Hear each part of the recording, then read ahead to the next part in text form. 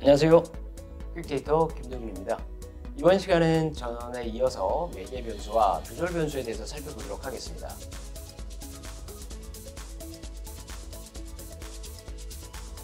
이 매개 변수는요, 독립 변수와 종속 변수 간의 관계를 보다 잘 설명할 수 있을 것으로 예측되는 변수다. 그리고 독립 변수와 종속 변수 간의 관계에서 매개 변수가 중간자로서의 교랑 역할을 할 때 사용한다. 즉, 독립 변수와 종속 변수의 관계를 설명할 때 개입되는 변수로서 왜 또는 어떻게를 설명하기 위해 필요한 변수다. 이것이 매개 변수다. 예를 들어 볼게요. 직원들의 직무 환경이 좋으면 직무 성과가 높아진다 라는 걸 우리가 한번 검증해 보려고 했어요. 직무 환경이 좋은데 왜 직무 성과가 높은가를 설명하기 위해서 직무에 대한 만족을 예로 들 수 있습니다. 좋은 직무 환경은 직무 만족으로 이어질 것이고요. 직무에 대한 만족은 결국 직무 성과가 높아질 것으로 우리가 추론해 볼 수 있어요. 그렇죠? 또 예를 들어 볼게요. 대학원생들의 스트레스가 높아지면 우울해진다. 여러분들 많이 우울하세요 혹시? 네, 우울해하지 마세요. 결국 심사는 다가오고요. 여러분들은 꼭 패스할 거니까요. 너무 우울해하지 마세요. 자, 대학원생들의 스트레스가 높아지면 우울해진다. 논문을 쓰고 있는 대학원생의 스트레스가 높은데 왜 우울한가를 설명하기 위해서 불안이라는 것을 매개 변수로 우리가 생각해 볼 수 있어요. 뭐 이런 거죠. 논문을 잘 쓸 수 있을까? 디펜스는 잘 할 수 있을까? 내가 지금 쓰고 있는 게 제대로 쓰고 있는 건가? 통과하지 못하면 어쩌지? 등등의 불안이죠. 그런데 이번에 학위 논문 취득을 위한 대학원생들이 스트레스를 받으면 불안해지고 불안하면 우울 지수도 높아질 것이다 라고 가정할 수 있습니다. 그래서 독립 변수와 종속 변수를 좀 더 잘 설명하기 위한 왜와 어떻게를 더 잘 설명하기 위한 변수가 매개 변수다. 단, 매개 변수는 꼭 선행 연구에 기반해야 되는 겁니다. 선정할 때. 자, 이제 조절 변수. 조절 변수는 독립 변수와 종속 변수 간 관계에서 조절 효과를 미칠 것으로 여겨지는 아이고 빠졌네요. 제3의 독립 변수다. 네, 참고로 이거는 제 큰딸이 이거 아빠 이거 강의할 때 이거 쓰라고 이렇게 선물을 줬습니다. 네, 이쁘네요, 그죠? 자, 그리고 독립 변수와 종속 변수 간의 관계가 조절 변수의 관계의 형태, 그러니까 크기와 방향에 따라 달라지는 거예요. 크기와 방향. 이거 좀 이따 다시 설명을 드릴게요. 즉, 독립 변수와 종속 변수 간 관계에서, 그러니까 내가 설정한 그 변수들, 메인 변수들 말고요. 추가적인 환경 요인이 궁금하니까 조절 변수를 또 검증하는 거예요. 예를 들면 우리가 이제 조절 변수는 양적, 질적 다 사용할 수가 있는데요. 대표적으로 양적 데이터는 리커트 척도, 그리고 뭐 나이, 연봉 이런 거, 그러니까 살 수 있는 것들, 그죠? 그 다음에 질적 데이터 같은 거, 말 그대로 명목형 척도, 그냥 이름만 있는 거. 성별은 남자, 여자, 결혼했냐 안 했냐, 결혼 유무, 기혼, 미혼, 그냥 이렇게 딱 그 명목만 있는 거. 그리고 이런 것도 돼요. 리커트 척도로 했는데 이거를 그냥 양적으로 이렇게 처리하는 게 아니라 5점 척도로 했다. 그럼 평균값을 딱 내서 중간 그 평균값 있잖아요. 그걸 기준으로 높고 낮음 이걸 보는 거예요. 높고 낮음 이렇게 해서 이분형 데이터로 질적 데이터로 조절 변수로도 볼 수 있습니다.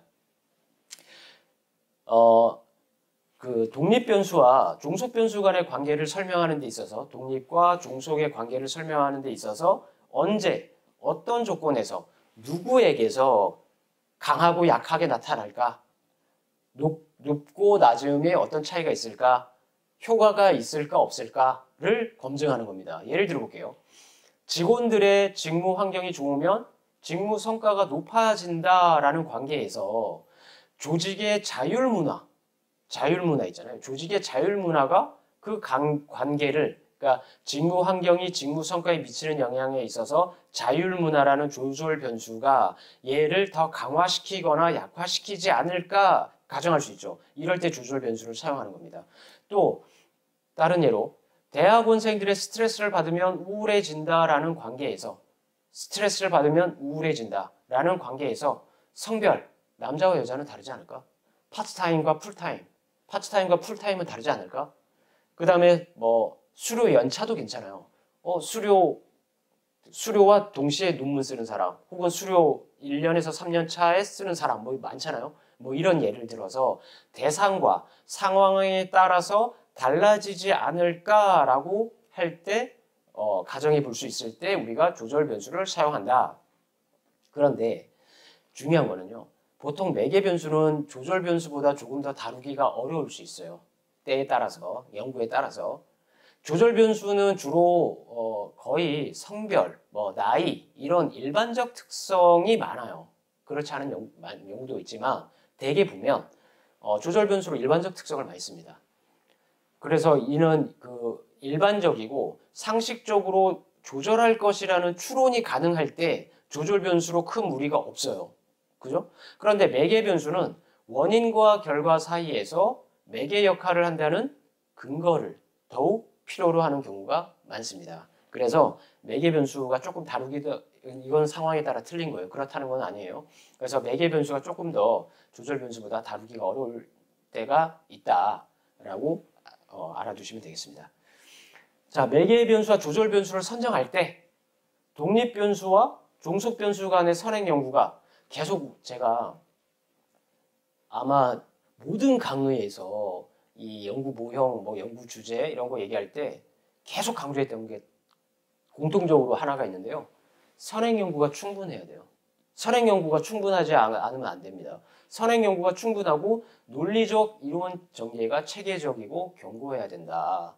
예를 들어서 여러분들이 뭐 지금 이 강의 듣는 분들은 거의 이제 그 학위 논문 처음 쓰시거나 조금 더 몇 편 썼는데 더 확실하게 하고 싶다 해서 듣는 분일 것이지, 뭐 논문 막 100편, 50편 이런 쓴 사람들이 이 강의 보지는 않잖아요. 그죠?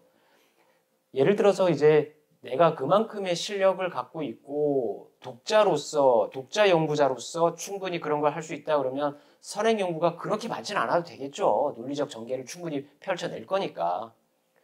그래서 우리가 처음 이제 연구하시는 분들은 선행 연구가 많아야 돼요. 논리적 관계, 이론 전개가 체계적으로 견고해야 되고, 물론 논문 여러 편 쓴 분들도 당연히 선행 연구가 많은 거를 당연하다고 생각할 겁니다. 연구 모델의 매개 변수와 조절 변수의 역할을 연구자가 확실히 이해해야 합니다. 어떤 모형에서 매개 변수로 이 변수 썼던데요? 그러면 안 되죠. 내가 왜 이 변수를 매개로서 사용하고 이 매개 변수가 독립 변수와 종속 변수 관계에서 어떤 매개 역할을 하는지에 대한 명확한 본인이 납득을 해야죠. 본인이 이해를 해야 독자들에게 기술할 때 알려줄 거 아닙니까? 그렇죠? 그래야 이 얘기예요. 독자들 혹은 지도 교수에게 간략하고 명확히 설명할 수 있어야 된다. 이걸 알려드리는 겁니다. 자, 다음은 통제 변수. 자, 통제 변수를 이제 쓸 때가 있고 없을 때가 있는데, 통제 변수는요, 우리가 위계적 회귀 분석이나 이 어떤 일반적 특성을 통제할 때, 그럴 때 이제 주로 사용이 되거든요. 통제 변수가 뭐 프로그램, 그 다음에 이제 뭐 어떤 그 프로그램을 통해서 그 효과를 연구한다거나, 혹은 실험 연구 같은 분야에서 그 개인차 변수들은 내적 타당성을 확보하기 위해서 통제해야 합니다. 만일 종속 변수에 영향을 미칠 만한 가능성이 있는 개인차의 변수들을 통제하지 못하고 실험을 진행한다면 타당한 결과라고 보기 어려울 거예요. 그러니까 뭐 예를 들면 학력의 어떤 성적에도 차이가 있을 것이고요. 그다음에 뭐 사전 검사, 사후 검사에도 추후 검사 이런 프로그램 같은 경우들, 그런 거에서도 우리가 차이 통제를 해야 되거든요. 그래서 이런 얘기는 너무 깊이 들어가지 말고 나중에 그런 프로그램이라든가 실험 연구 같은 통계 분석 제가 논문 같은 거 소개할 때 그때 이제 좀 더 자세하게 설명드리고요. 이런 식의 통제 변수를 사용할 때는요, 주로 우리가 처리 통계 분석 방법이 공분산 분석 방법을 많이 이용합니다.